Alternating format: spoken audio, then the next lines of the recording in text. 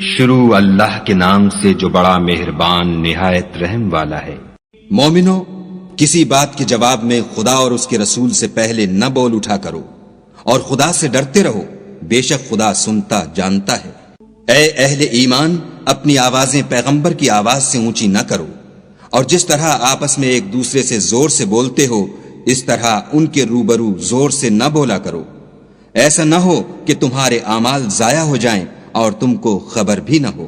جو لوگ پیغمبر خدا کے سامنے دبی آواز سے بولتے ہیں، خدا نے ان کے دل تقوی کے لیے آزما لیے ہیں، ان کے لیے بخشش اور اجر عظیم ہے۔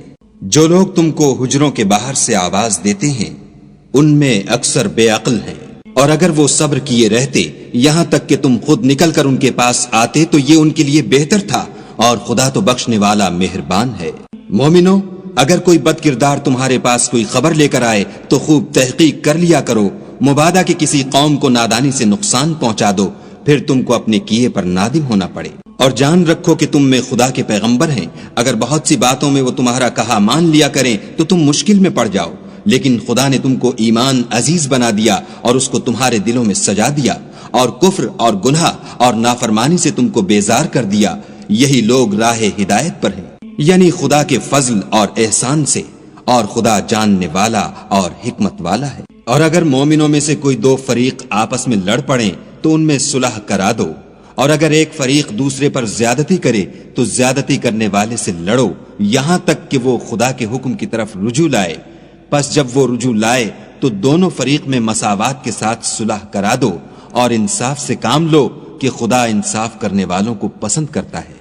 مومن تو آپس میں بھائی بھائی ہیں، تو اپنے دو بھائیوں میں صلح کرا دیا کرو، اور خدا سے ڈرتے رہو تاکہ تم پر رحمت کی جائے۔ مومنو، کوئی قوم کسی قوم سے تمسخر نہ کرے، ممکن ہے کہ وہ لوگ ان سے بہتر ہوں، اور نہ عورتیں عورتوں سے تمسخر کریں، ممکن ہے کہ وہ ان سے اچھی ہوں۔ اور اپنے مومن بھائی کو عیب نہ لگاؤ، اور نہ ایک دوسرے کا برا نام رکھو۔ ایمان لانے کے بعد برا نام رکھنا گناہ ہے، اور جو توبہ نہ کریں وہ ظالم ہیں۔ اے اہل ایمان، بہت گمان کرنے سے احتراز کرو کہ بعض گمان گناہ ہیں، اور ایک دوسرے کے حال کا تجسس نہ کیا کرو، اور نہ کوئی کسی کی غیبت کرے۔ کیا تم میں سے کوئی اس بات کو پسند کرے گا کہ اپنے مرے ہوئے بھائی کا گوشت کھائے؟ اس سے تو تم ضرور نفرت کرو گے، تو غیبت نہ کرو، اور خدا کا ڈر رکھو، بے شک خدا توبہ قبول کرنے والا مہربان ہے۔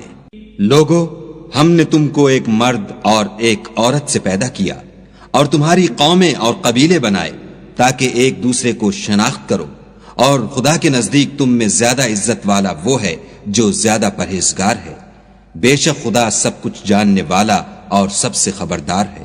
دیہاتی کہتے ہیں کہ ہم ایمان لے آئے، کہہ دو کہ تم ایمان نہیں لائے، بلکہ یوں کہو کہ ہم اسلام لائے ہیں، اور ایمان تو ہنوز تمہارے دلوں میں داخل ہی نہیں ہوا۔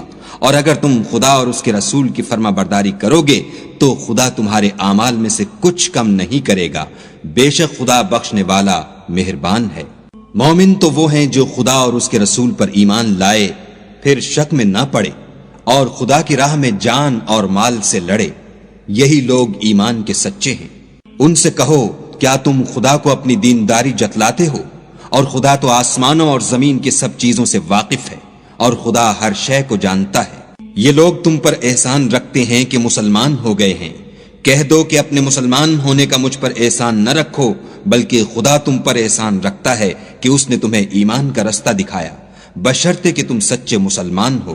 بے شک خدا آسمانوں اور زمین کی پوشیدہ باتوں کو جانتا ہے، اور جو کچھ تم کرتے ہو اسے دیکھتا ہے۔